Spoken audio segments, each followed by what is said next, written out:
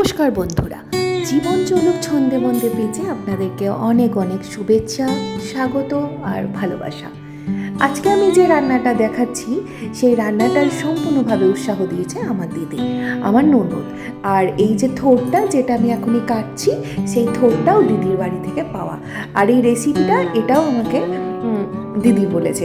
জানি না কেমন খেতে হবে, কিন্তু এই থোরের গুণ আছে অনেক বেশি।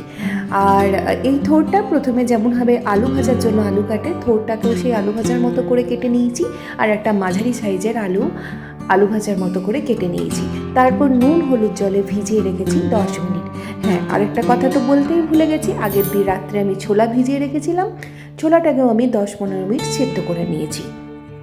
তারপর নুন হলুদ জলে ভেজানো ওই থোর আর আলুটাকে 10 মিনিট মাঝারি আঁচে সেদ্ধ করে নিয়েছি।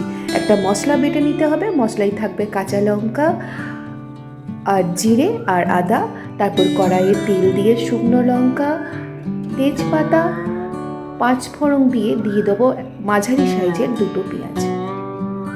পেঁয়াজটা একটু ভাজা ভাজা হয়ে গেলেই যে মশলাটা বানিয়ে রেখেছিলাম, আদা জিরে আর শুকনো লঙ্কার কাঁচা লঙ্কার সেই মশলাটা দিয়ে দেবো। মশলা দিয়ে একে একে দিয়ে দেবো নুন হলুদ, তারপর নাড়াচাড়া করবো। এখানে আর অন্য কোনো মশলা দেবো না, থোড়ে খুব বেশি মশলা ভালো লাগে না।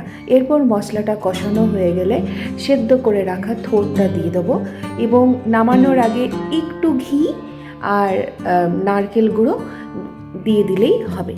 হ্যাঁ, রান্নাটা ভালো করে আগে কষিয়ে নিতে হবে। তারপর 1 কাপ জল দিয়ে 10 মিনিট ফুটিয়ে নিলেই রেডি থোরের ঘন্ট। ধন্যবাদ, ভালো থাকবেন।